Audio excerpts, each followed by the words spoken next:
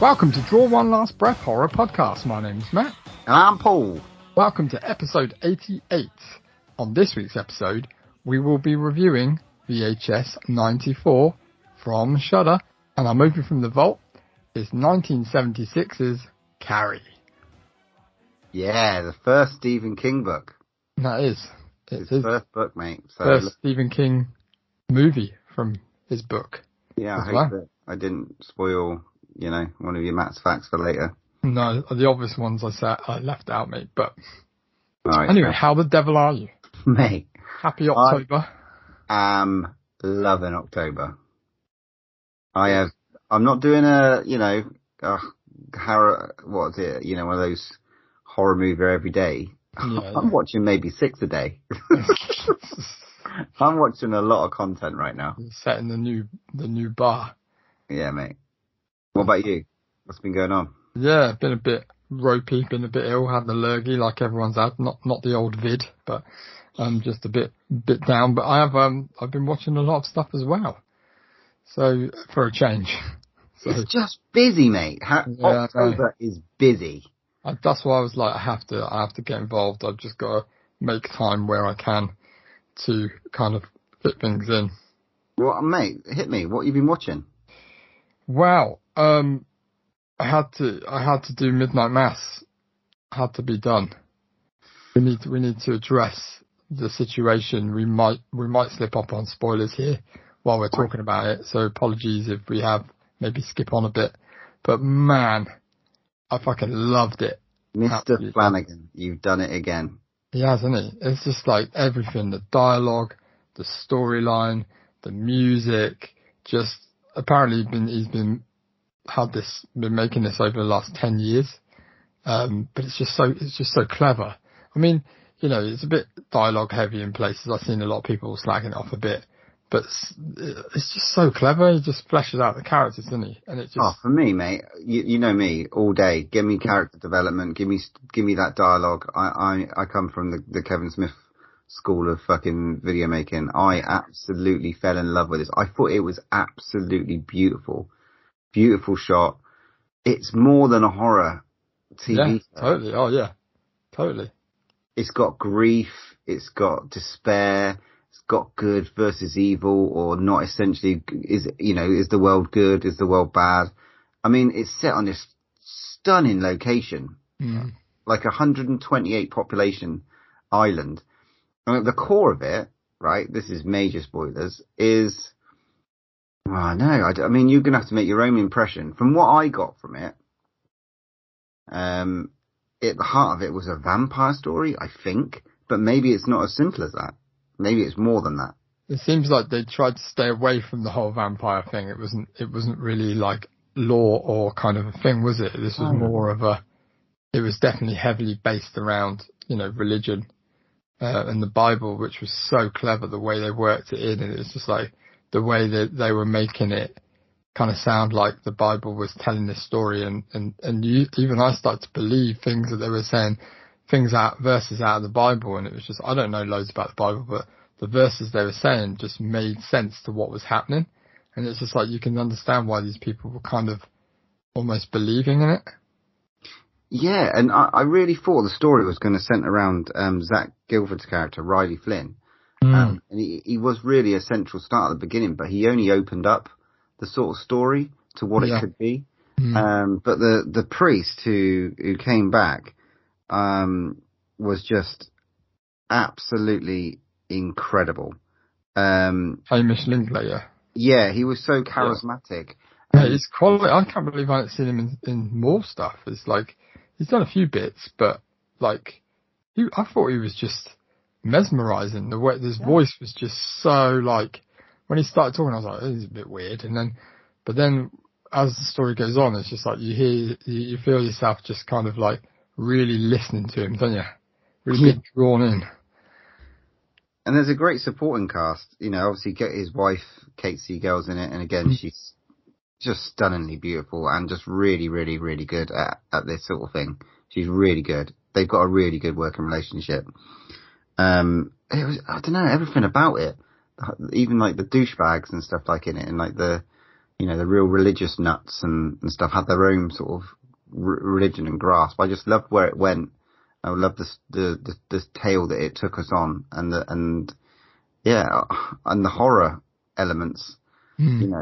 Again, very Salem's Lot. Some of the sort of again, he loved Stephen King, but it's got that sort of. It did add that little bit of edge to it, didn't it? A bit, but it was just, it was just crazy. I mean, that whole scene where, I mean, he's obviously like the one take master at the moment. It's just like, but the whole scene where the couple were talking about what is death, and it was just so beautifully written because their interpretations of death were completely different. But it was just there was a point where I was just like, it was actually making me quite feel emotional. Yeah, I got it. It really struck you, and it was just like, wow, that was powerful. But yeah, it's just he's so clever at kind of like balancing life, like real life stuff, with storytelling, and he amalgamates it so well. Do you know what I mean? It's really interesting that this has dropped literally the same time as Squid Game, and Squid Game I know is like absolutely smashing it nationally, and it is an incredible story, and it's that's being told with Squid Game, but this one's being missed a little bit, I feel. Yeah, I think you're right. And I think people need to give this a real push, especially leading up to Halloween. It's strange how, isn't it? Where it doesn't seem to be getting as pushed as much as kind of Haunting of Hill House or Bly Manor got. I don't know whether it's just because, I don't know, it's 7 episodes, but if people just need to go and watch it if they can. It's magnificent. Real labour of love, I feel, and you can see it. You can see it like on the DNA all through it. Really go and watch this, guys. This is one that I think you'll be impressed by. Defo. What else you been watching then, mate? For me, hit me with your rhythm stick. Oh my god! So I'll go for. I've continued my avenue into American Horror Stories. Cool. And I've watched Still haven't watched any yet. I really do want to watch them. Well, after The Rubber Woman, I gave it a couple of episodes just to like get a few more out there, so I could have a bit of a binge afterwards. Yeah. And I've now caught up with 3 on the Bounce. So one was a tale of, it was like a drive-through movie that had that sort of Ring element to it. So you watch it, some things can happen, similar to, I suppose, what the movie that we're going to be talking about as our main review, VHS. Okay. So it had that sort of vibe, following, a couple of teenagers, and almost like, I suppose, the end of the world that this video is taking. But it goes in some really interesting routes and stuff like that. So a nice one, nice tale, that one. There was a funny one with, and it was a Christmas one with a killer Santa, and played by Danny Trejo. Oh, really? And it is all about frat boys as well. You're still talking about American Horror Story? Yeah. Oh, okay. I thought you were talking about Creepshow or something. I was like, what? Exactly. Okay. It's a wacky story, but it was almost like a Creepshow episode, this one. Cool. It didn't have the American Story DNA on it. It was completely different. But I suppose that's what they're trying with this. But it was still, it was fun, man. It was good. Talking on that point, just before you move on, apparently there's like a mental Danny Trejo like documentary all about his life that's absolutely amazing. Have you seen it? No, but I do want to watch it. Yeah, apparently it's just brilliant of how he became who he was. But yeah, I want to seek it out if I can. I've heard like snippets from interviews with Salma Hayek and stuff like that when he came onto the Desperado set, and he'd literally come from prison, like from that to his first movie. Do you know what I mean? And he had all these tattoos, and he was like chatting up like Salma Hayek and stuff like that. The last one was a demon summoning romp with a twist, and with a really impressive twist ending. Okay. And it had one of the girls who was in Coven, who's been in other ones as well. Yeah. Not Emma Roberts, but the other blondie. And this one again, it was sort of like not a slow burn. It was just a really interesting, deep, demonic, paranormal sort of follow. Based on the fact that she wanted to get pregnant, and this Baal sort of like supposedly, and then it had a little twist, which is beautiful. and then again it had that, and then another one. These two, there's a trend going with horror movies at the moment where they sort of like they have this overarching twist to it, and then they recapture it with like a final go edge, and it's quite interesting. But a lot of them are following this similar trope, and it's working well for me at the moment. I quite like it because it keeps you guessing. So that was quite. Have you got anything else? Because I've got loads. So yeah, I've got a few bits. I did watch. I'm sure you watched this as well. There's Someone Inside Your House. I did. What did you think? I thought it was fucking cool, man. We're really sort of Wes Craven edge to it, like turn that slash. Yeah, I see. But like definitely Scream. I saw a lot of people saying that, but it's kind of like, I don't know. I'd say yeah. It has got that Wes Craven, obviously, yeah. But then it's also got the kind of like theme running through of remember the film Cherry Falls? Yeah. Kind of like with the secrets, like the kind of thing. But yeah, I really enjoyed it. I was like a bit dubious, like, is it just going to be a paint by numbers kind of thing? But it was really cool, and apparently it's based on the book. Because I was going to slag its name off, but I can't really slag the name off when it's from a book.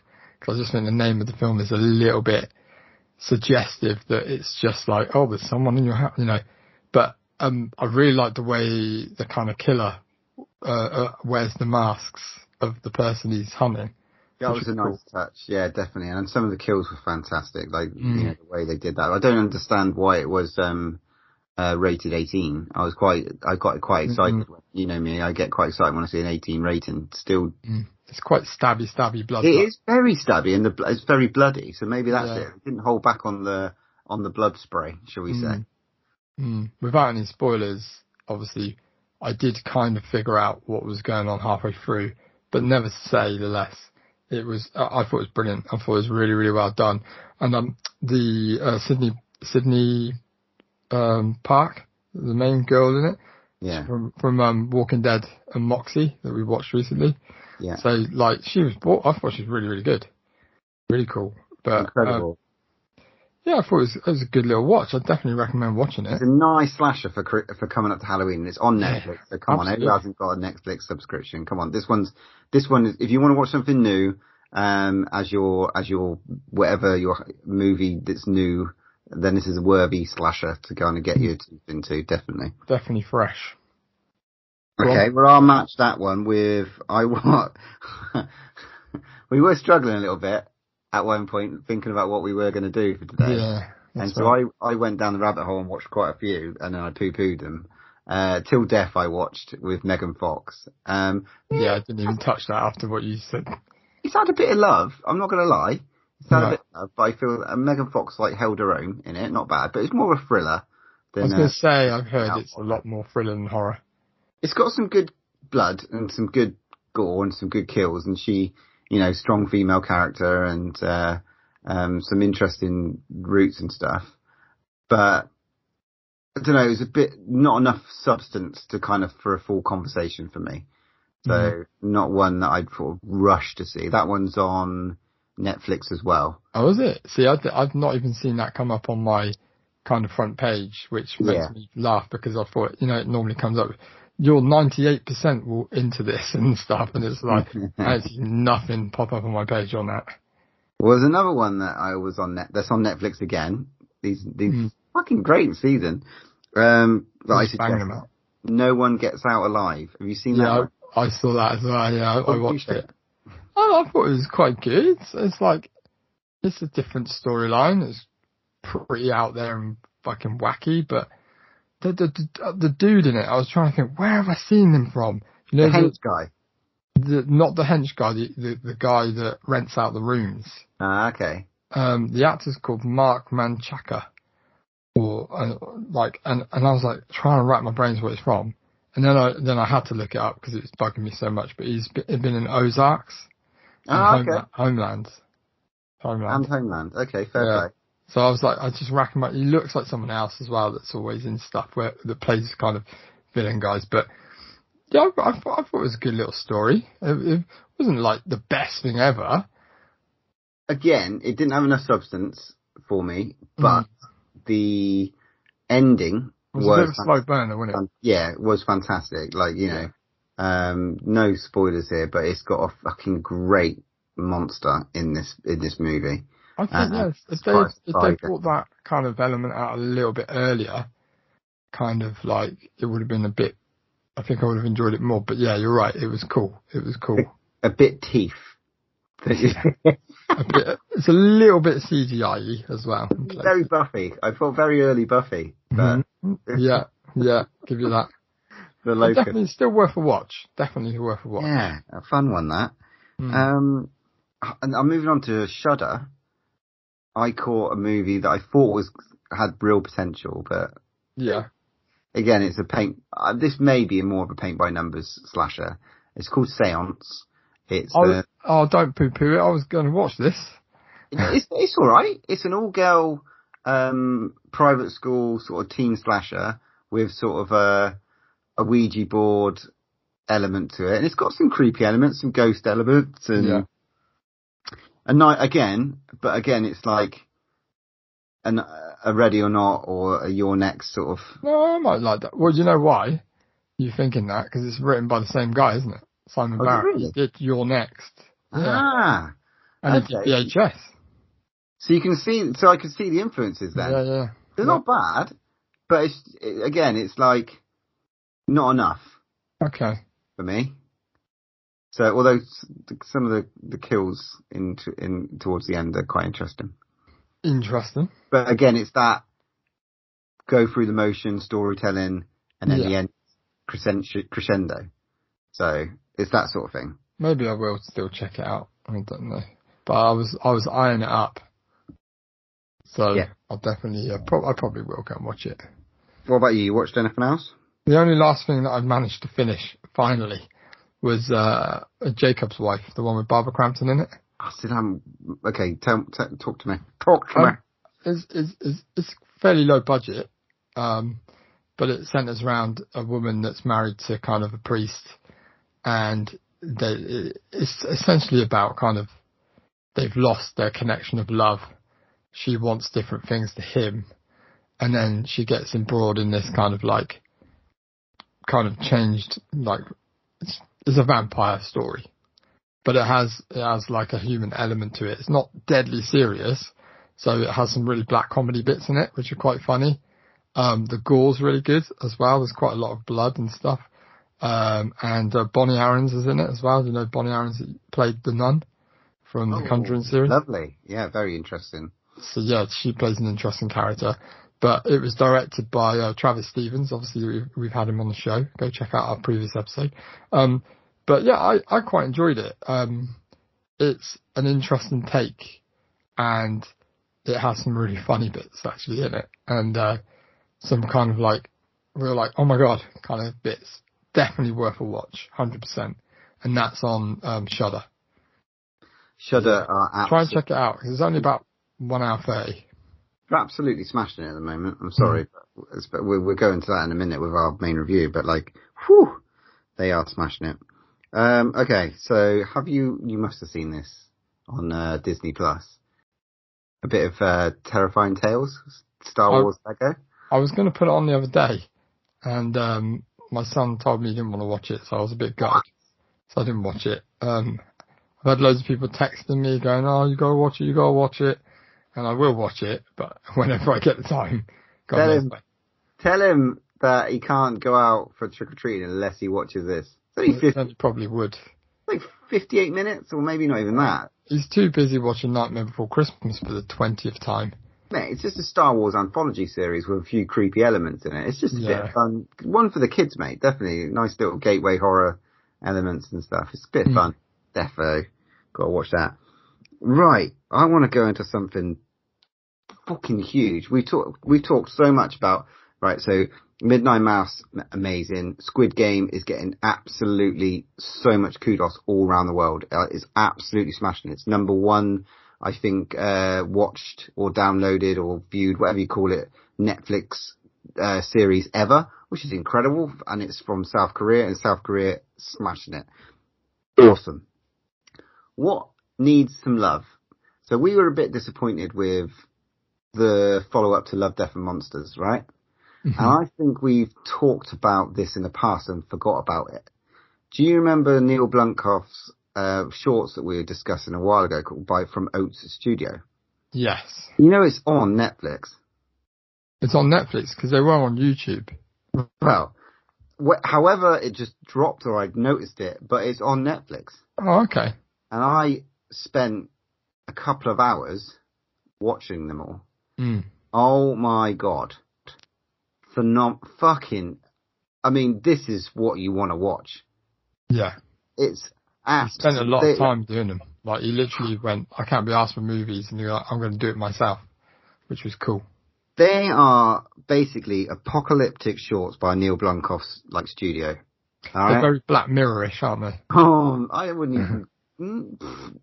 No, they are on a different level. Oh, I watched a couple, and some of them reminded me of Black Mirror. You could easily compare, but I got to say I compare them more to a real life Love, Death and Monsters in sort of some of them. Robots. You mean? Love, Death and Robots. Yeah. What did I say? Yeah, good point.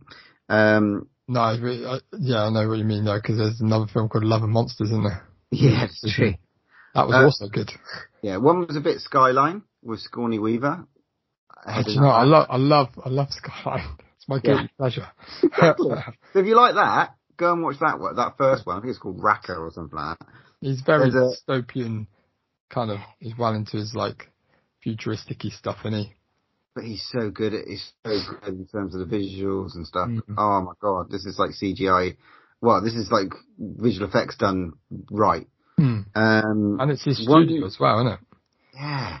One was around Vietnam, set in Vietnam. I think it's called Fireplace or Firestorm or something like that. Something very Hollow Man going on in this. I couldn't really describe it to you. Very, very Predator-esque. I don't know what was actually happening. But it was a lot of tales of something in the forests of in Vietnam going on. It was a really cool sort of semi-war, almost Watchmen sort of style thing going on. I don't know. There were some funny ones with God was a weird take that was almost mirrored the episode in Love, Death and Robots. Got that right last time. The one in the fridge. Oh yeah. Yeah, it's almost reminiscent of that.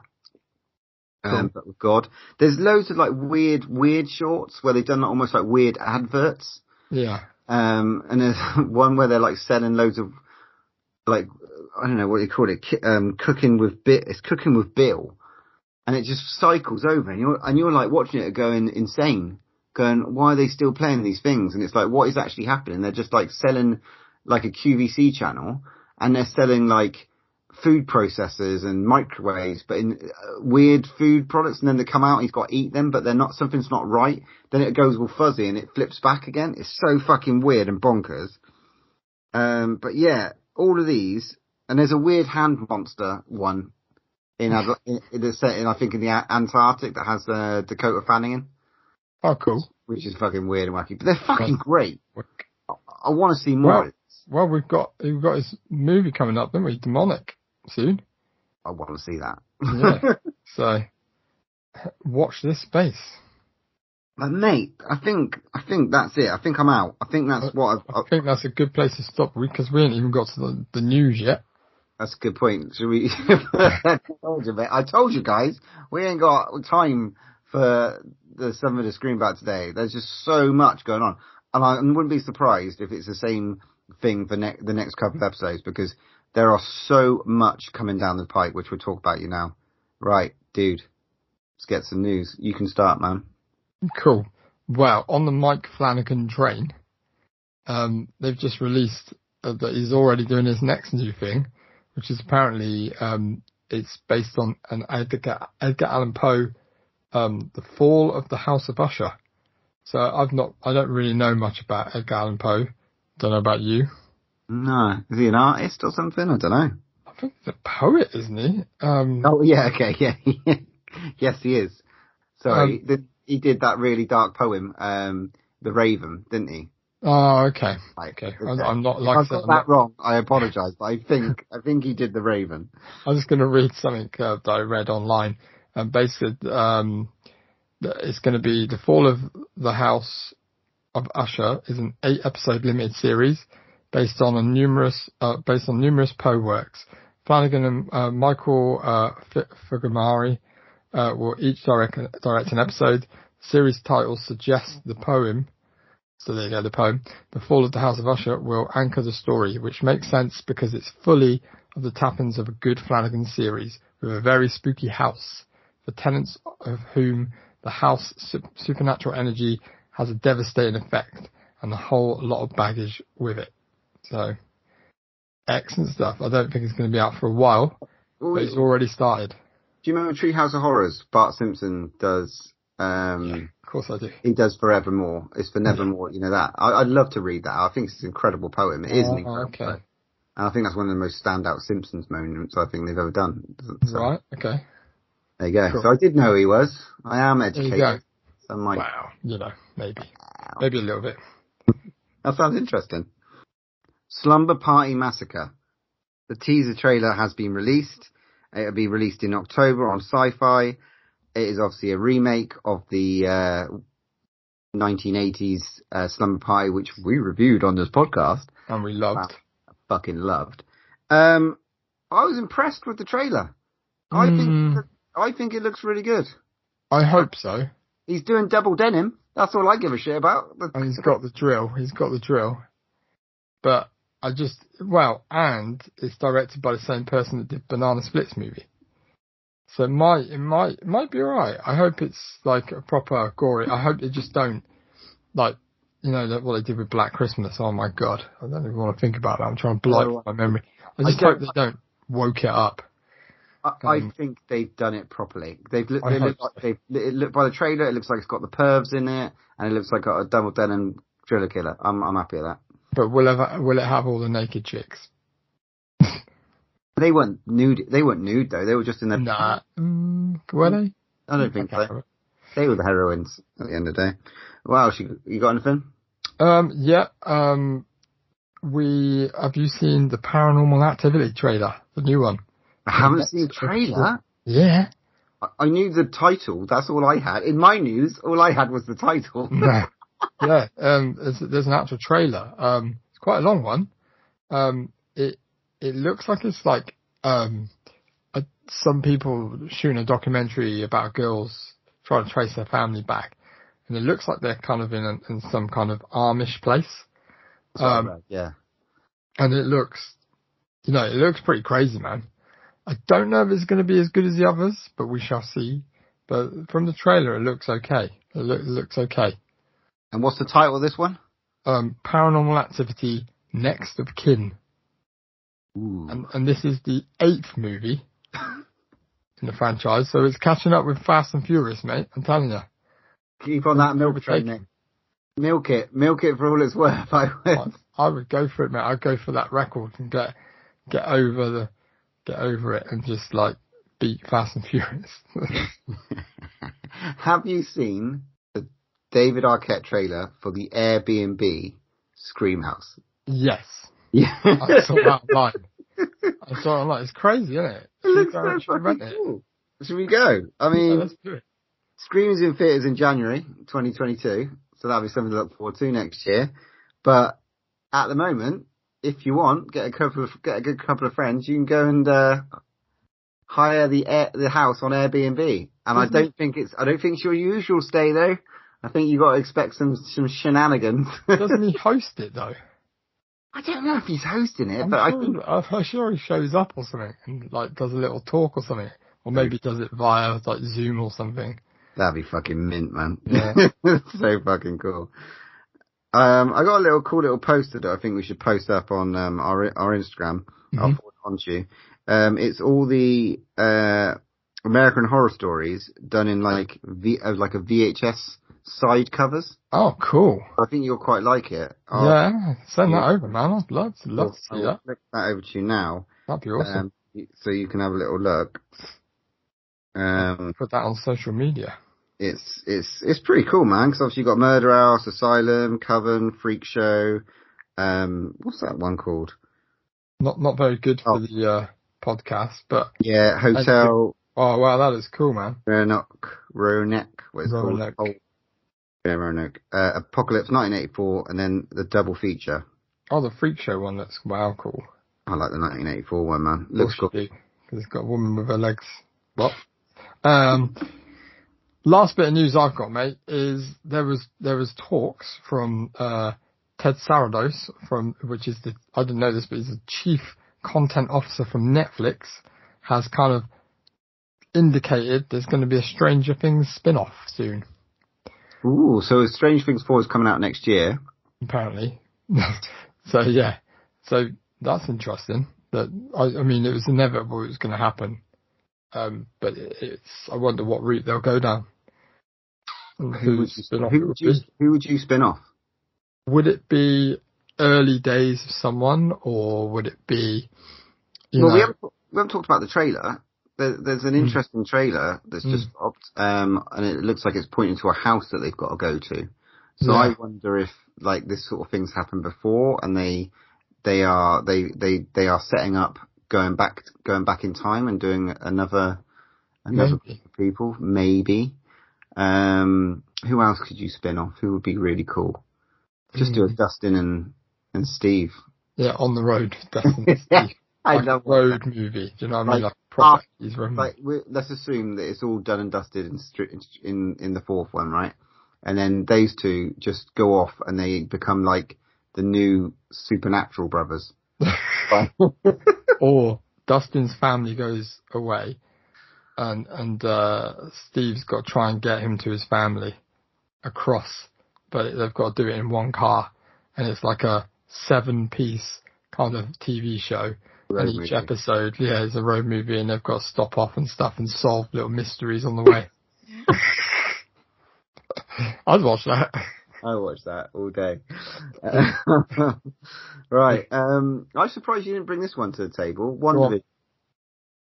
Talking about spin-offs. Yes. What about the WandaVision spin-off? Yeah.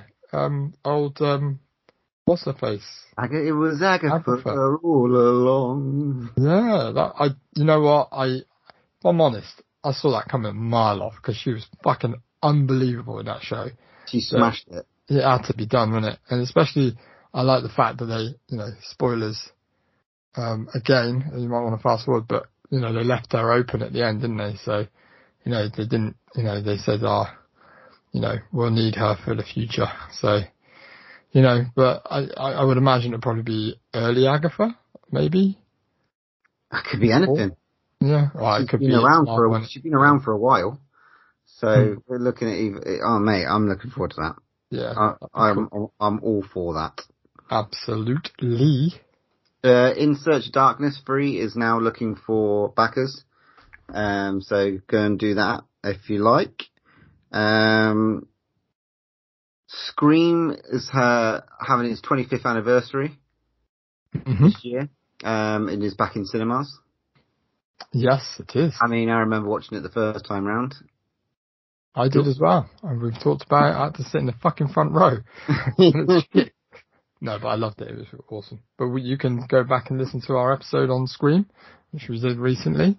That'd be a good one to bring out on the 25th anniversary. Couple of little treats that are coming out on Amazon that are out now to watch. One called Bingo Hell, which I haven't watched yet, which I will be. Oh, I've seen the poster for this. This looks awesome. Looks fun, doesn't it? Yeah. It looks interesting. Synopsis that I've got on here is a feisty senior citizen fights to protect her beloved neighbourhood from an evil force that's taken over a local bingo hall and is killing the residents in gruesome ways. I'm all for that. Sounds cracking. That's cool, doesn't it? And another one that's on Netflix, which again sounds awesome. Black as Night, a resourceful teenage girl driven by revenge alongside her trusted friends spends her summer battling vampires terrorizing the city of New Orleans. I mean, we've got some interesting vampire shit going down. There's a lot of vampire shit going down. Night Teeth on Netflix is out in the next couple of weeks as well. Salem's Lot coming right in our face soon. No. So, we've talked about this in the past. David Bruckner's Hellraiser is being officially detailed by Hulu. And Jamie Clayton is playing Pinhead. And Correct. Clive Barker is producing. So Jamie Clayton, who was in Sense8.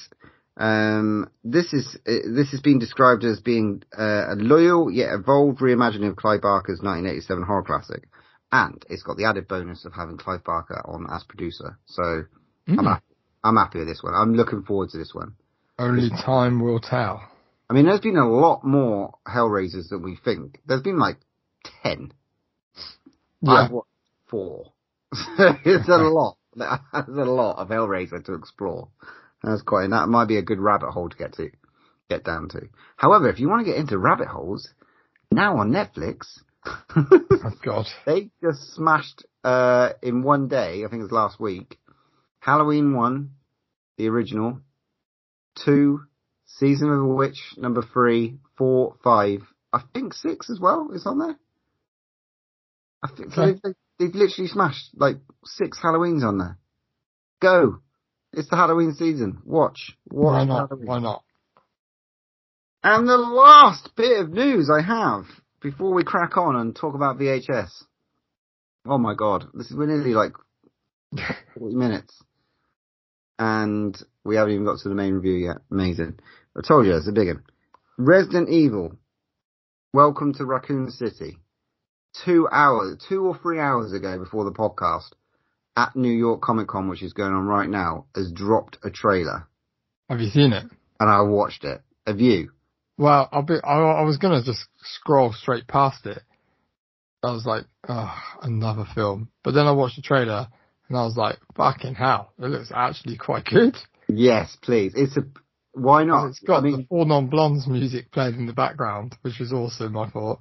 And they've got... And that good, you know who that lead is, don't you? Yeah, it's the one from Skins. I can never say her surname. Scuderario. He's playing, yeah. He's playing Claire Redfield. Yeah. I was pleasantly surprised by it. Robbie Amell. I'm there for this. And it's going to be in theatres, isn't it? Proper cinemas. In December. Robbie Amell from that weird Dimension movie. What was it called? The one you told me to get. He dies and he gets uploaded. It's Upload it's called. Oh, okay, yeah. He was leading Upload. I love Upload. Who hasn't dropped yet either. He was good. Neil McDonough, he's been in loads. He's a fucking great bad guy. But anyway, it's set in 1998, so it's a prequel. They're jumping on the 90s. Yeah, it's big at the moment, isn't it? So expect, like you said, we say Four Non-Blondes. It was Four Non-Blondes, yeah. Four Non-Blondes. Expect a great soundtrack on this one. Possibly, yeah. Yes. So that's one to look forward to in December. Yes, we want horror movies in December. So thank you very much. Yeah, I couldn't believe it when I saw that. They're very interesting. Other than that, there's a couple of others. The Green Knight is on Netflix at the moment. Go watch it. Tell us what you think. No, Patel. I'm not really sure on that one. I watched it. It didn't get me. I didn't get it. So someone explained it to me. So that is the news. The news is done, finally. Fucking hell. Right. Matt, take us away and lead us into our main review. Police, search warrant! Police, search warrant! Do not touch anything. Could be no one left alive in here. Do I just press the button? Press the red button. Just press it. I assume they're paying extra for this. Yes. This is a remarkable story. Hello?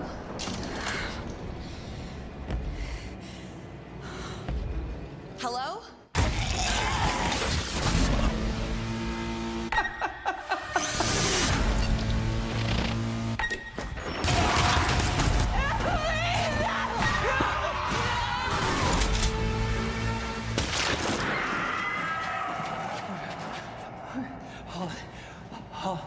Holly?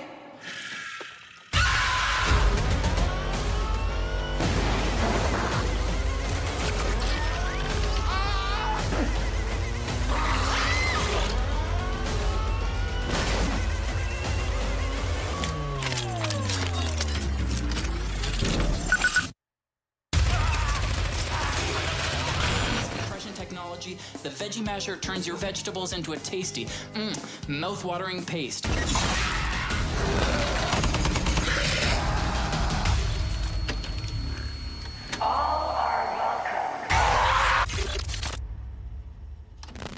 VHS 94 has dropped on Shudder. So obviously, us being big fans of the previous movies, we had to review this. So, little synopsis. The police SWAT team investigates about a mysterious VHS tape and discovers a sinister cult that has pre-recorded material which uncovers a nightmarish conspiracy. We will be discussing this film, full plot details, breaking down each episode and spoiling the fuck out of it. So if you don't want to listen to this, go and watch it on Shudder, come back and listen to our full review. Mr. Butcher, talk to me.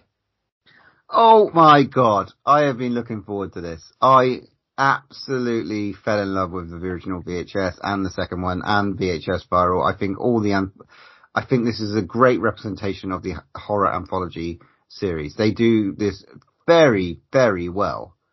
The wraparound is fantastic. They keep them very raw, and don't expect fucking 4DX or 4K or restoration or anything like that. This is like watching.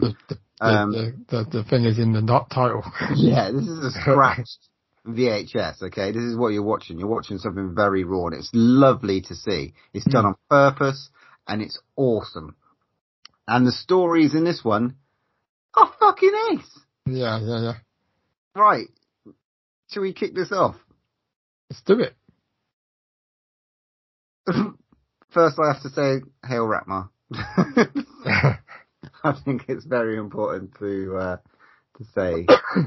Is this the same Ratman as the DVD I bought you? The Critter from the Shitter? But it's not. It's Hail Ratma. Yeah. I had to get that right. I had to. If you watch the end credits as well of this whole thing, right at the end credits, they say, like, that little warning if you do like record it or whatever, the cops will get you.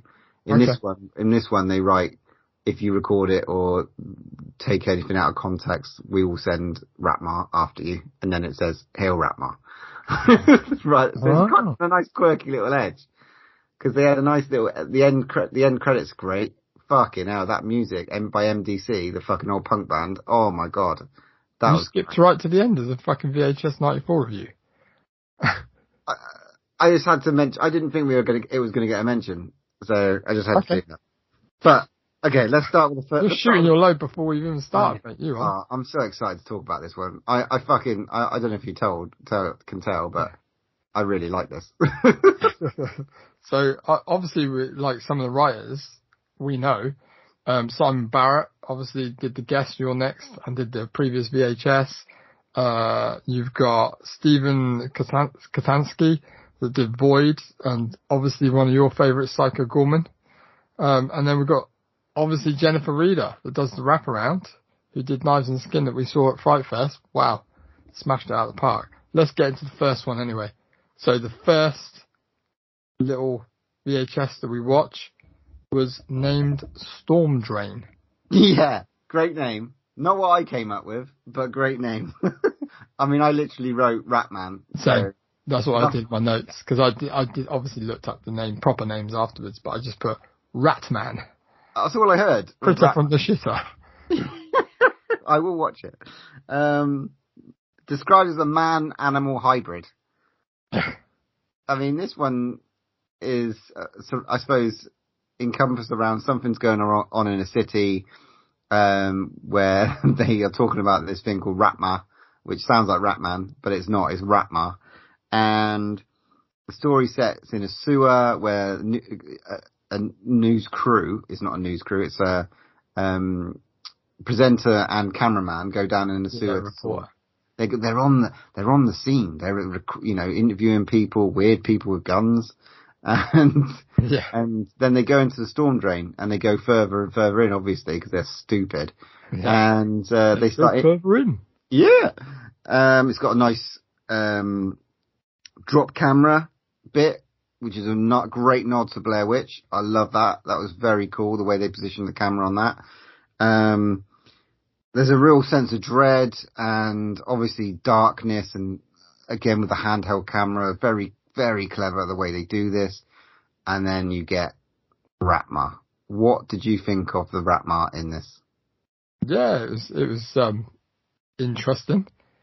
It was fucking weird. It was just like this big fucking creature, wasn't it, that lives in the sewers. Don't know where it's from. Didn't need explaining. But it's pretty well done. Pretty gross. Like spewing all this black shit from its mouth. Which is melting, right? Melty face? Yeah, well, they kind of chucked it in the guy's face, didn't they? And it melted his face off. Yeah. And then they kind of got the reporter and dragged her up towards it. And I suppose it, I don't know, did something to her. Yes, well, this is where it becomes quite satirical, and I love this element of it. You know, it's got that fuzzy camera, you got this cult thing, these people they sacrificing her to Ratma, and it's like, fuck this, we're getting the word out. That's what this cult want. And she's the perfect fucking patsy. She's been rescued, she's on the news, she's on the fucking Monday morning. Last bit was hilarious. Oh, yeah, I'll leave that you guys to watch. It's just fucking great. What a fucking way to tie this story up. Loved it. This one was like, I'm in, take all my money. Who directed this one? Whose story is this? The Stormdrain. I don't know, actually. I didn't look that up, sorry. That's fine. It's fine. But, you know, a round of applause for this first one. Right. Matt, talk us through the next one, which I labelled The Wake, but has it got a proper name?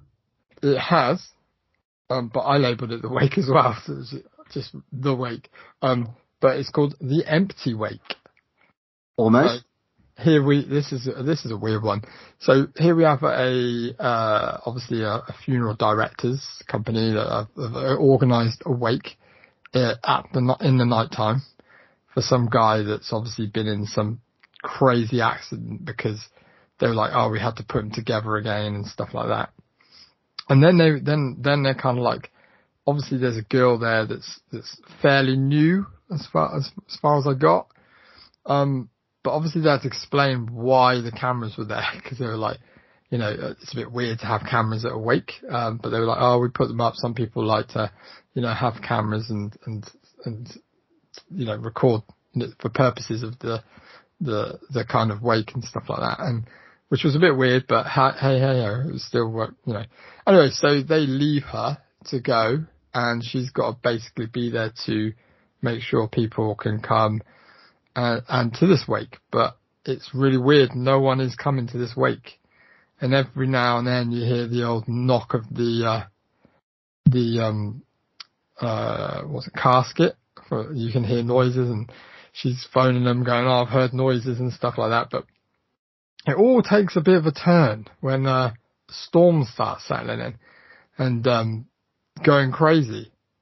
But it was really weird the way the camera's set. It reminded me of some Paranormal Activity stuff where it's kind of the camera's panning, the lights are flashing, and she kind of like leaves the actual place because she has to go and sort out the lights.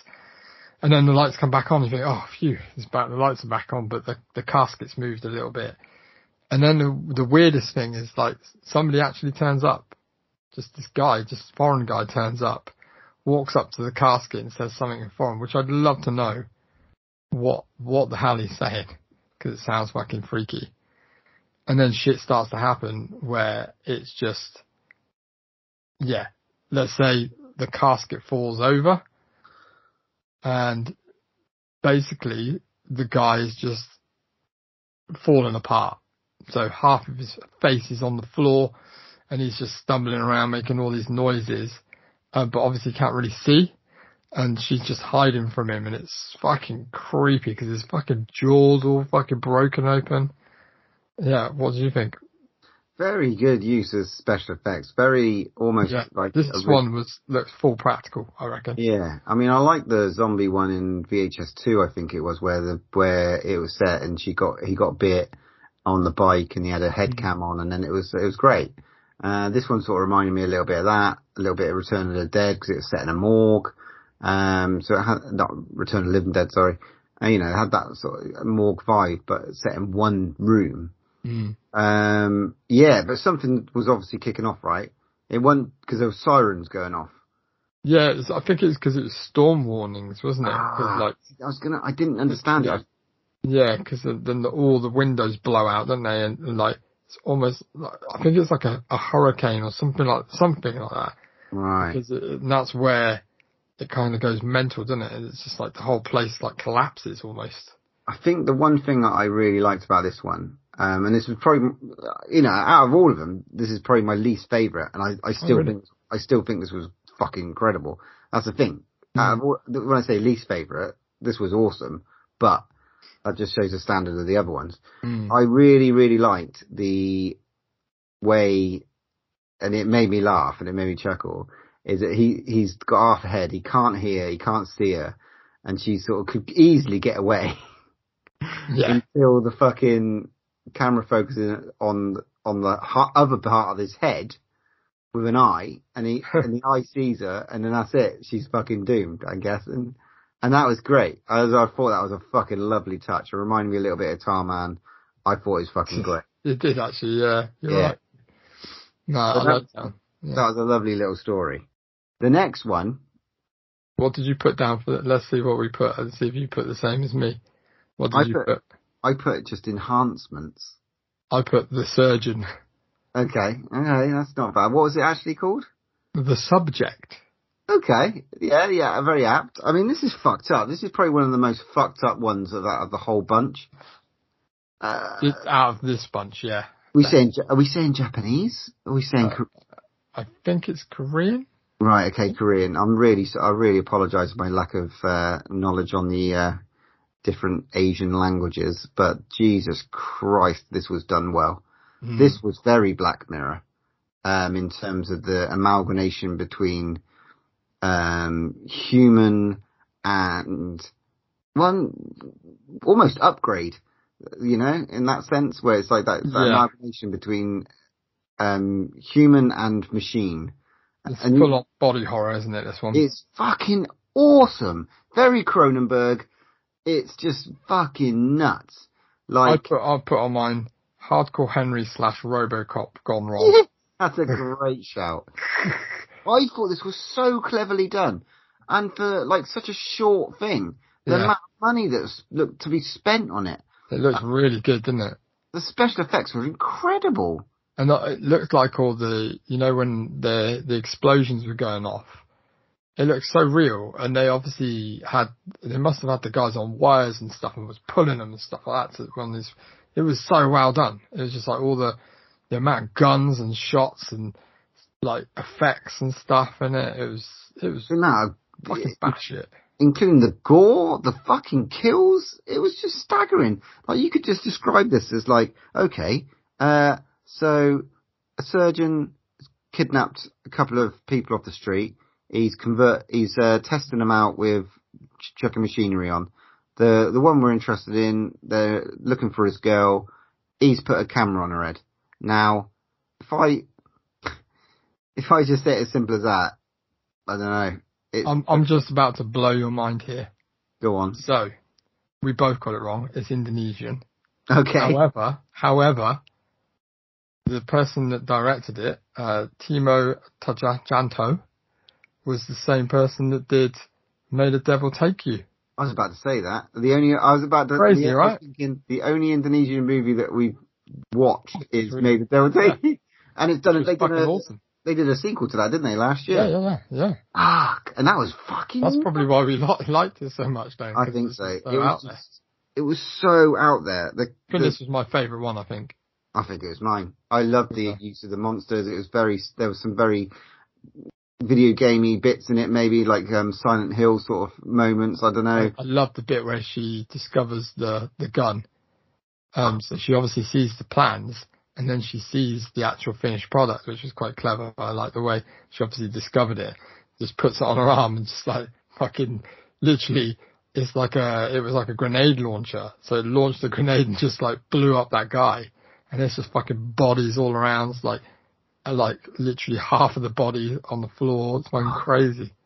They did so well with that. And so much blood. Also, just telling her story was very clear what kind of person she used to be. And when you see what she actually is now, oh my God, you're like, how does she even got anything left? He's such a clever surgeon, but in a really dark way. That she's really got like a soul, even though she just wants to live. And like the battery life as well that was going down when she was getting like hit with guns and stuff. That was so. Didn't you think the voice was creepy as well though? When she talks, it's like robotic but human.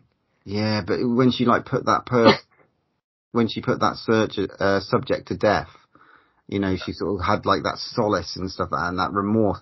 It was beautiful. There's some good moments, but most of it was just hardcore Henry, batshit fucking crazy. Yeah, it was. Love this one. Very, very clever. Very clever. Yeah, the details in this are staggering. This one, out of all of them, was definitely. I'm glad it was yours as well, and I love the fact that it's the director, because I really should do a bit more research, but I just don't care that much. I was just enjoying it. And but I wouldn't have looked that up before I watched it. I'd much rather go in blind and find that out afterwards. Yeah, no expectation. It might just change your feelings on some things. You might think, I have to like it because, or things like that. I don't know, but yeah, I thought it was fantastic. All right, dude, talk us through this next one. What did you? This is probably. What did you label it first? I put rednecks. No fucking way. That's Oh really? Yeah, I put rednecks. All right, what's it actually called? It's called Terror, isn't it? Terror, yeah. I don't know. I think this is probably my least favourite. Like I don't know if they should have put this at the end. And I feel like is there more in other VHS movies? Like more, because it just seems like there might and there was only 1, 2, 3, 4, so 4 and the wraparound. I'm swearing previous ones has been more than 4, but anyway, yeah, this one Terror. I wasn't too sure on this even from the start, because the quality on this was even poorer than, like, I know it's supposed to be, but it was like proper old school VHS. So it centers around some kind of rednecks somewhere, like some like racist kind of organization that's what you're under the impression, right? Yeah, that they basically want to bomb somewhere because they're like. Yeah. I couldn't figure out where. Yeah, it's obviously some kind of like, I don't know whether it's Parliament or like whatever. I don't know. Like, it's obviously some kind of like a government building that you can't really work out, because I was really trying to work it out. I don't know whether it's probably my least favourite because I was so confused at the start. I just couldn't get my head around why they kept going out to this outhouse and the alarm was going off, and then they were just shooting this person, and then literally there's a tiny bit more storyline, and then they go back in and shoot the same person in a slightly different way, and they just kept killing him. Yeah, it took me a couple of ways until the bunny scene to realise what was actually going on, and then I was like, okay, actually this is not a bad idea as a concept. Yeah. They're a bunch of fucking clowns and a bunch of morons. It almost in places reminded me a bit of 4 Lines. Is it 4 Lines? Yeah. Okay, I'll give you that. See what I mean? But like a little flip reverse. Like, they're kind of bumbling idiots that don't really know what they're doing, and the people they got on board are just people that are just not equipped to do this sort of shit. They've got an agenda. Yeah. They've got an ideal, and they've got an idea to use what we discover is vampire blood as a bomb, as a weapon. So if you inject it into something and the sun comes up, it explodes. And it explodes. Not like we've seen in like True Blood or anything like this. This fucking is a explosive weapon. And it's that idea is quite interesting. Yeah. Obviously, they're a bunch of fucking idiots. And things don't go to plan. In one stage, fucking one guy gets on the big 50 cow on the back of the van, and just like was trying to handle it. Handle it. It's too much. There's too much, kick, and he ends up taking half of his crew out. He's a fucking idiot. That's hilarious because the main guy, doesn't he? He literally just takes him out, like shoots him in the back of the head, and that's when all hell breaks loose because they just have to they need to get in there to contain this vampire, and it just goes fucking crazy. I mean, for me it got better, and when I understood kind of what was going on, the ending was pretty crazy. Yeah, and the vampire was actually pretty cool looking. It wasn't like your usual vampire and stuff like that. It was actually a very, very different kind of look, and I kind of like that. They've gone for a different look in this one. They used the whole mythos, but also put their own sort of spin on what a vampire could actually look like, and it is very interesting. I liked it. I really did. And considering there's so much vampire stuff at the moment, we talked about this before. I mean, you've got Lost Boys coming out soon. There's just a lot of fucking vampires stuff. They're coming back. What did you think about the wraparound story? So obviously, because we haven't really talked about the SWAT team that obviously have come to this building that have had a lead that something's going on. They've seen this girl in the video, and they found this place, and it's quite eerie, isn't it? Like when they go around, there's like just finding literally dead bodies everywhere, their eyes out, and TVs. Yeah, I liked it. And then the ending was cracking. I mean, that was very visceral. The kill at the end was something that, something out of Irreversible. It was fucking very messy. I think I did enjoy this one. You don't really, I sort of got this one a lot more than maybe some of the others. Yeah, they don't really tie any of the others up, where this one was clearly some sort of cult that infiltrated the police and double-crossed them, which they haven't done before, which was interesting. They don't normally tie it up, but it was tied up in a nice little bow, and I kind of like the way they did it. Nice little girl power at the end. Yeah, not bad. This one was great. This one was so much fun. Really, really enjoyed doing it. I'm really glad it came back, and it's crazy that it's obviously done by Bloody Disgusting, and obviously the guys from Radio Silence that brought us like Ready or Not and Southbound as well, which was cool. Yeah, so that's really cool. I hope they do more shit together because it's fucking crazy. Absolutely crazy. Haven't done an anthology for quite a while, and I'm still scared. But yeah, this was fun. I loved it. Really, really enjoyed it. What would you rate it? Oh, I'm gonna have to go. Considering I love the other ones. I mean, the original one is brilliant, but I'd probably go. It's hard, isn't it? Because it's all different individual ones. But all around, I'll probably go 8 breaths out of 10. Yeah, strong 8. It's definitely a strong 8. If I was going to rate them individually, I would definitely give a 9 to The Subject. Yeah. Without a doubt. I would love to see that as a crazy movie. Yeah. And, I could see that happening. Completely happening. She creeped off at the end, mate. You heard it first on Draw One Last Breath podcast. For The Subject. Quality stuff. Good fun, that. Good fun. So that's a solid 8 breaths out of 10. Nice. Draw One Last Breath podcast. What is next, Matthew? What is next, Paul? Well, we hope that it's going to be a certain little movie that was supposed to be out, probably how long ago now? 2 years? It was a year ago. A year ago was it supposed to be out, which is Halloween Resurrection? No, it's Halloween Kills. Halloween Kills. You freaking more. Okay, start again. We've been waiting a good year for this. Halloween Kills. I know.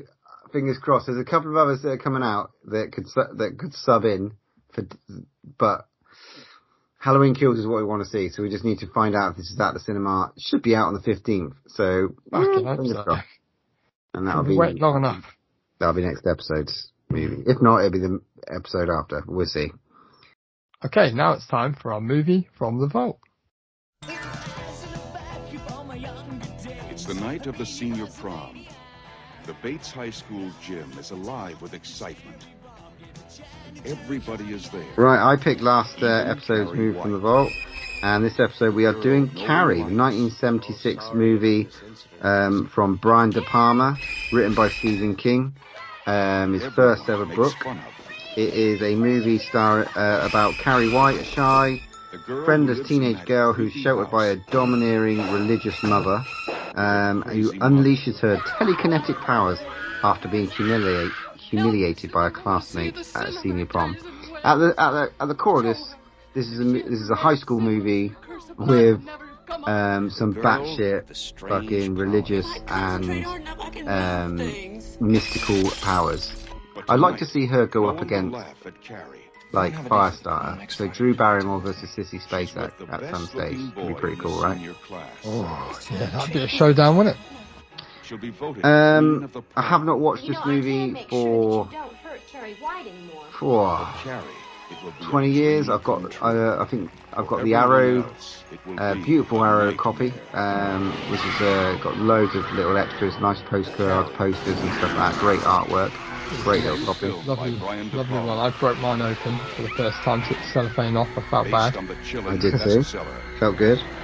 But it stars Sissy Spacek as Carrie, Pippa Laurie as Margaret White, Amy Irvine as Sue Schnell. John Travolta's in this movie. No, we've got a plethora of actors in this one, haven't we? Nancy Allen as Chris Hargensen, and Nancy Allen from RoboCop. Fucking hell. Yep. This is an oldie, 1976. With Carrie. Now, you know. Do you remember the first time you watched this? I do. Go on, tell me about it. I watched this movie and I was like, what's a period? What's going on? Why is that happening? Well, she didn't know either, so you're on the same line. That's what confused me, mate. I was confused. First of all, I see all this bush, which I was confused about. And then I see the whole blood in the shower scene, and I was like, what happened? Did somebody hit her? What? I didn't understand. I was so young at the time. And, I didn't know that. Did you have a plastic bag on your hand and was playing with your little, you know? I mean, that scene at the beginning, there's a lot of, that scene does not hold back in terms of like 70s bush and boobies everywhere. There's a lot of boobies. A lot of bush. And I must say as well that this is a school. Okay. I know it's 1976 and the times were different, but could you imagine that film being made now? Right, we're going to shoot it at school. We've got a shower scene, which, by the way, Carrie's theme tune is so weird. That, like, pipe music is just so weird. And almost like we're watching an erotic movie. Yes! At the start. It was I mean, it's like watching Suspiria sometimes. It's like very arty. And the way she's cleaning her body and, you know, nothing's really bothering her until suddenly she drops soap and, no. Don't drop the soap. But they've done it. Obviously they did it with Chloe Moretz, didn't they? Yeah, we're not going to talk about that. We're going to talk about... No. I can tell you this it didn't have the shower scene at the fucking start. Okay. Yeah, that's the only reason why you watched it, wasn't it? Anyway. Picking on the ginger kid, though. How stereotypical. I wrote down, and I don't often say this word, but most cunty school ever. Like, literally, everyone's a bully. Well, yeah. Pretty much. Yeah. Because even the one that, you know, kind of, she is a bully at the start. She is laughing. Yeah, pelting her with tampons. Not just one. We've got tampons and sanitary towels just been emptied on her. But I do love the teacher. She's so politically incorrect. Slapping pupils left, right and centre, telling them how it is. What was that like? So reminiscent of, say, Nightmare on Elm Street Part 2, with that sort of gym teacher. She is sort of like the female version of him, or not as dark as him, maybe. I didn't see her go to those like CD. Well, we didn't see it. Club, but she cares for Carrie. I mean, there has been some discussion that maybe too much. I don't know. Carrie is a victim of massive bullying. Like, yeah. And they tell us that story very quickly. And we get to see the telekinesis quite early as well, which I didn't think I remembered. No, I didn't remember that either. The old lights popping. Your lights pop in, ashtrays go in and stuff like that. So you do get some nods to it at the beginning. So it's like... Yes, Cassie. Yes, Carrie. Yes, Cassie. Cassie. The teacher calls her Cassie. That's why she gets angry. Oh, of course. Yeah. Again and again. Yeah. It's Carrie, dick. He just punched her in the face and walked out. But yeah, she's just a very meek girl who shouldn't really be bothered, I thought. But fucking hell, they just go to town on her. They write graffiti about her. She is fucking like bullied to the nth degree. I don't know why, but I couldn't help but get Greta Thunberg out of my head every time Sissy Spacek was on screen. It's like, she reminds me of someone. She reminds me of someone. And I'm like, shit, she reminds me of. Hey, she's going to save the world. Not burn it down. True, yeah. Couldn't be more far from it. But then we realise why she's so like downtrodden and meek. Because her mum is the biggest religious nut you've ever seen. Yeah, she's fucking bonkers, and she's like, locking her in fucking cupboards with Brian May statues. Yeah. that statue. I was like, he reminds me, it's fucking Brian May. Fucking looks weird. like Brian May with loads of knives in him. That freaky little dude. Yeah, they really did well with her though. They really took that sort of like, she does not look like the other girls. She looks very young. She looks very meek. Her mum's kept her very young until she has her womanhood, and she starts understanding these teleconnected powers, and gets her own back eventually. Blah blah blah blah. But this movie's synonymous, man, and you can see why. It's the blueprint for so many horror movies. But maybe not just horror movies. It's got that real high school edge as well. It's that story, isn't it, of just like taking somebody who's not known into a bit of having their moment, but done it in a different way. I mean, but yeah, her mum is a fucking bitch. You hate her mum, but she was kind of right in a way.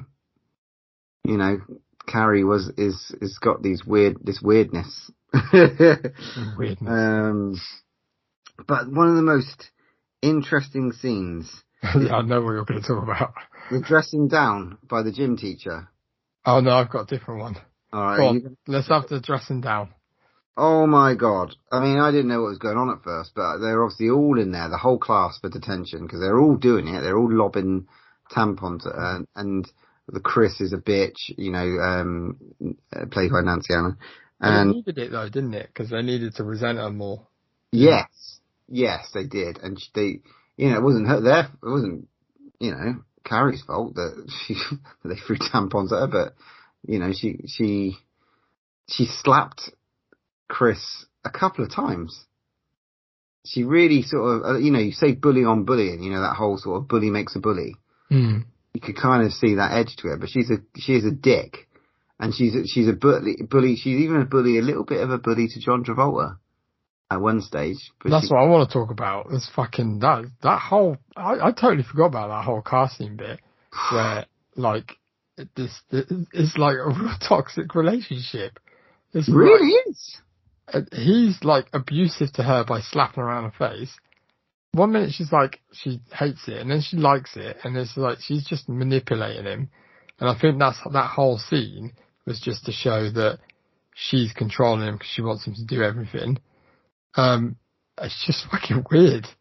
I'd love to know what John Travolta thinks of it now when he looks back at it, or if he talks about it or anything, because it's so fucking weird. He's not got a massive part in it, but it's it wasn't huge at this point. It's kind of integral to what happens and stuff like that. Definitely.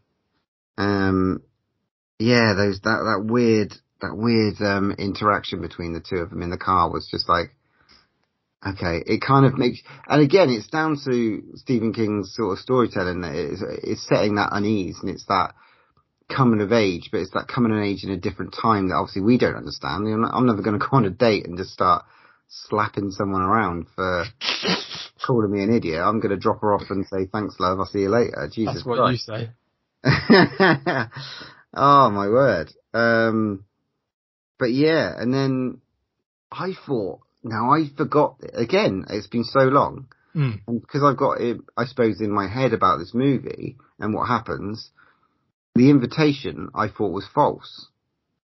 And I don't know if that's the impression of the movie or my, from what I knew that was going to happen at the end.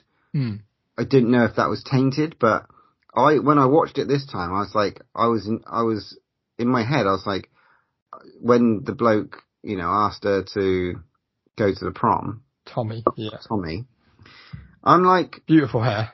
But I'm like, I thought that was all like part of the ploy.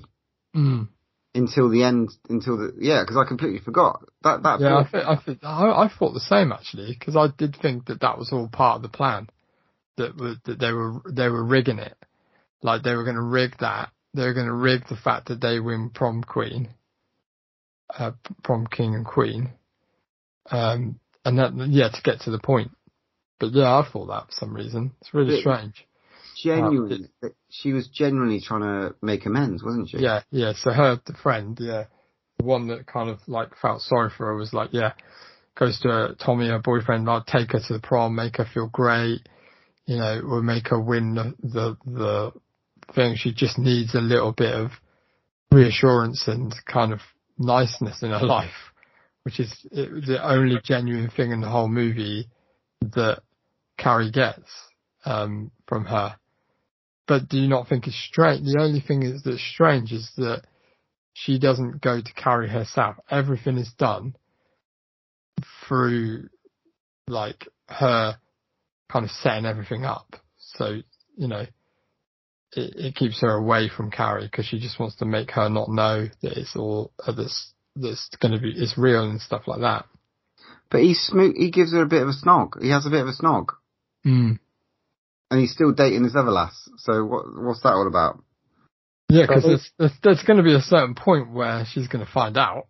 Do you know what I mean? Either way. And the fun, like, she's all like real like happy. And I love that line. She's like, the teacher comes over, and obviously the teacher knows that it's happening. And then, like, it's just every little thing. It's like, oh, it makes you cringe because he's like, oh, don't be chatting up my girl now. And it's just like, oh my God, you are kind of setting her up to yeah, they are kind of, even though they're not, they're complicit in a way. Yeah. And her mum did say they were going to laugh at you, even though at this point she's got kind of that telekinesis control over her mum, and her mum sort of knows that she's got this sort of ability. And as she's dressing up, she's trying on lipstick, and that's a weird scene. She's just gone to a place. She's obviously just trying on loads of lipsticks. The girls do that, so they always try on the lipstick. Maybe. I love the line she uses well when she's really happy. She's like, "Oh, it's nice. It's like being on Mars," which is the weirdest fucking line ever. It's like being on Mars. You've been there, have you? Men are from Venus, women are from Mars, right? I don't know. That's the connection.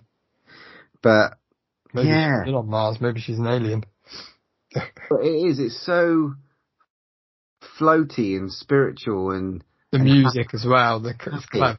It's all happy music. It's really well done because it's really well shot. It's just everything is, the music is horrible when she's being abused or bullied, and then it gets better and better for her, and you're on the side of Carrie at the prom.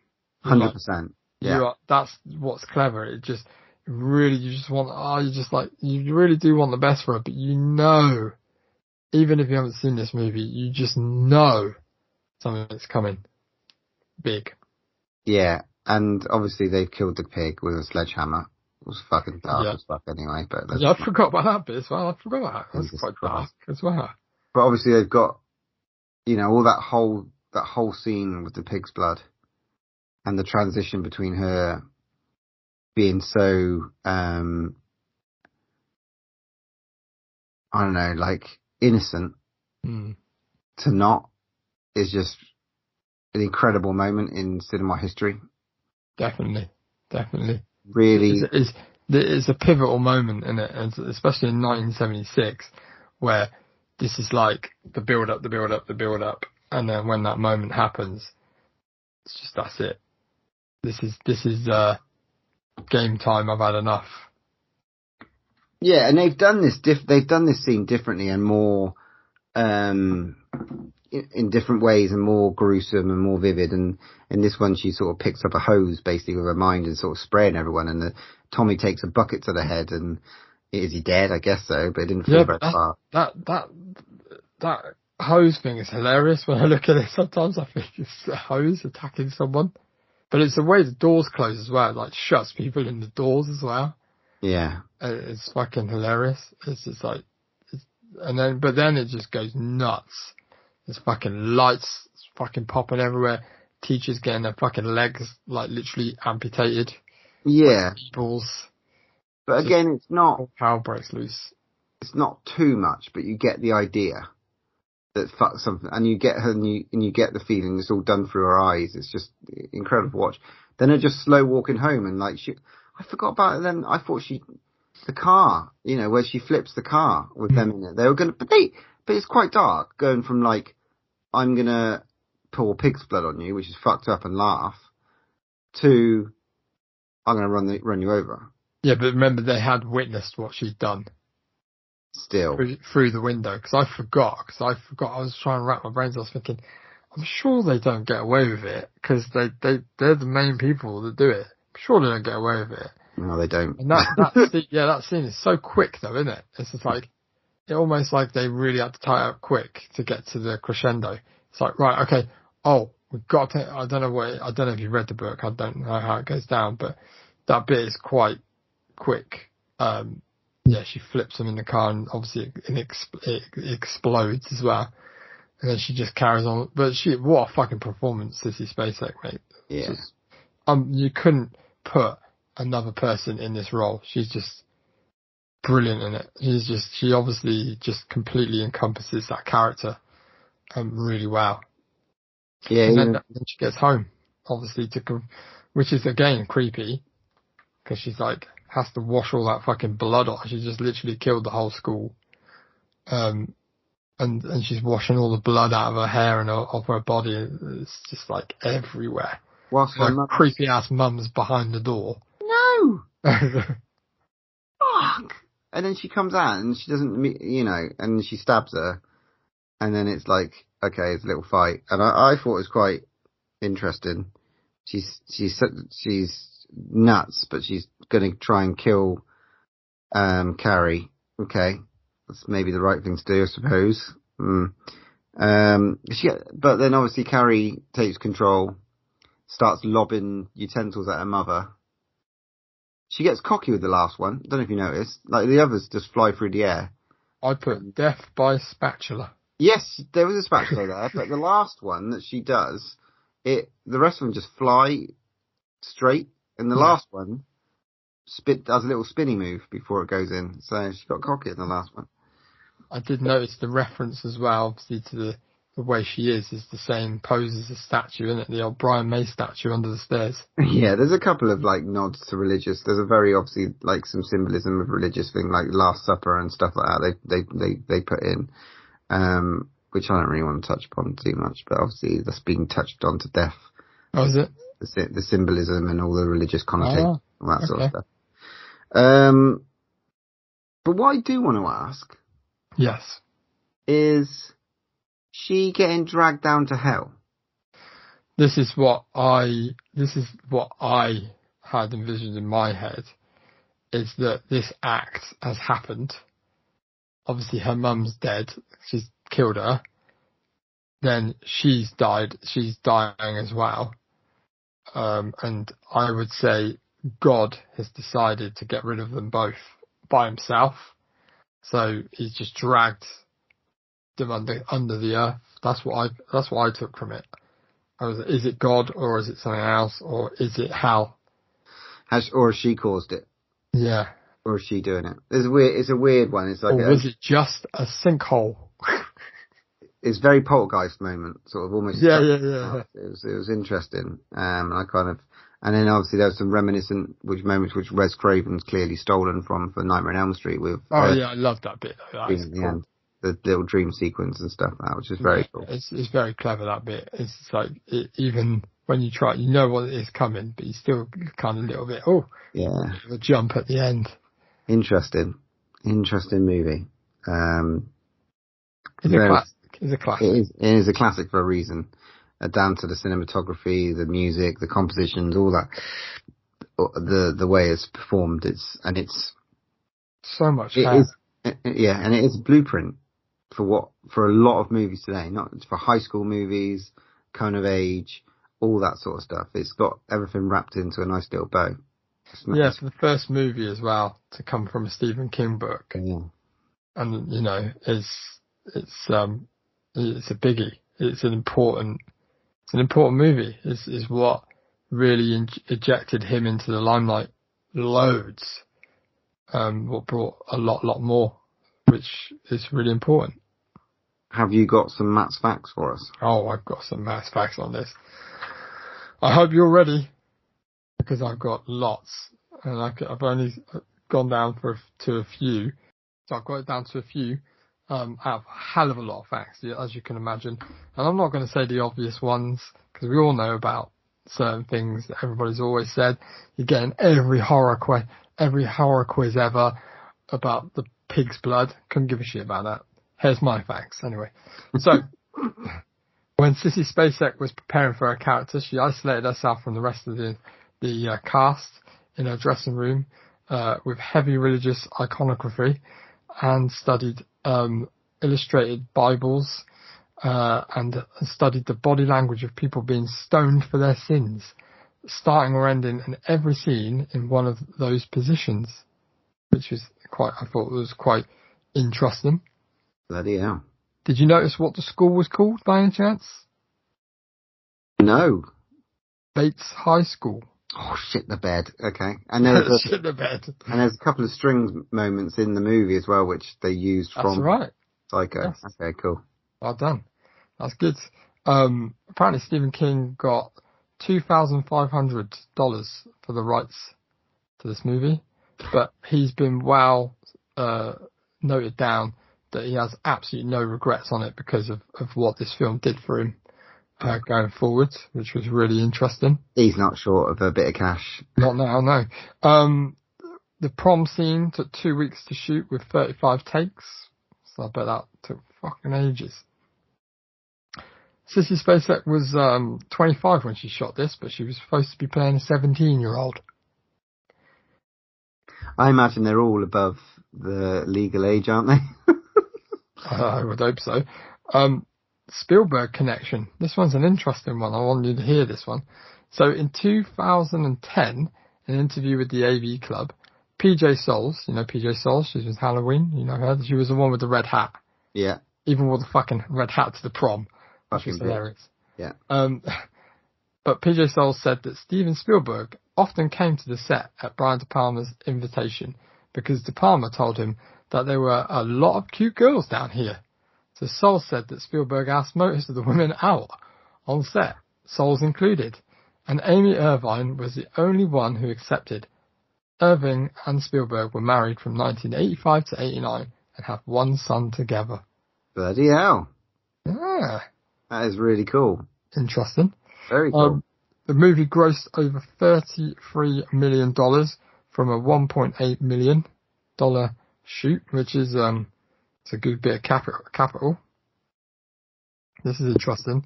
Tommy is the only one that dies but isn't killed by Carrie.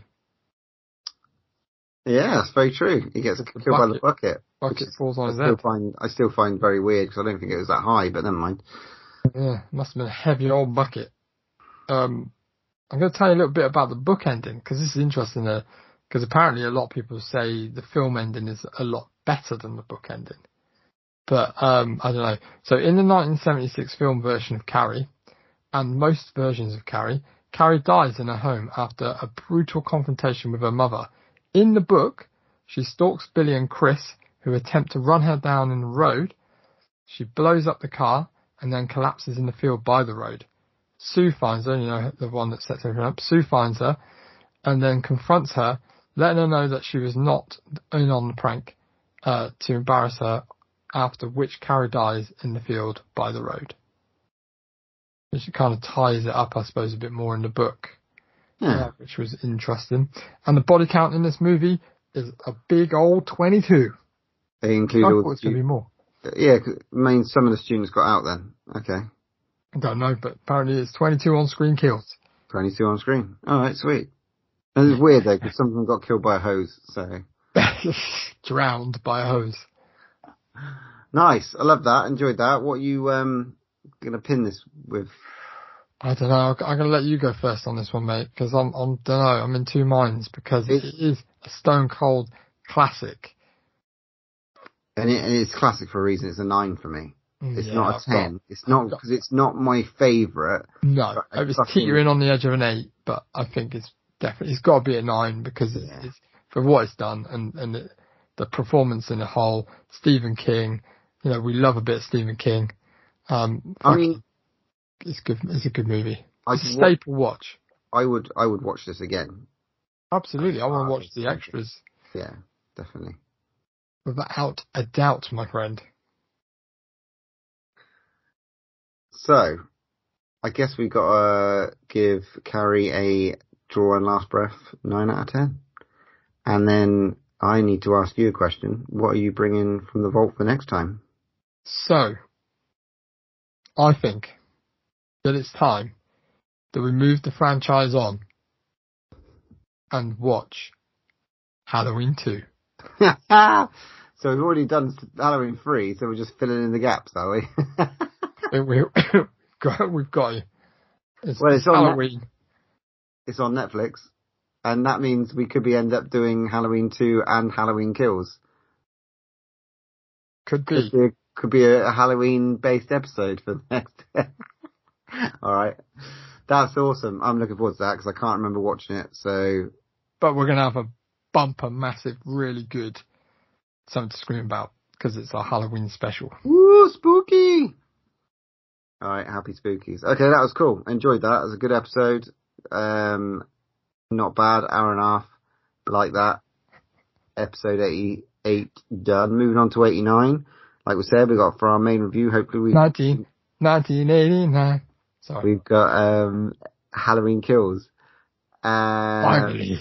Matt's bringing something special for something to scream about. And then Matt has just pulled from the vault, and we're going to carry on our little franchise boosters and sequels and watch Halloween 2. Lovely jubbly. I guess there's only one more thing to say. When there's no more room in hell, here's another podcast. I am the devil, and I am here to do the devil's work. You can follow us on Twitter at DrawOneLast, Instagram at DrawOneLastBreath, or pop us an email at DrawOneLastBreathPod@hotmail.com.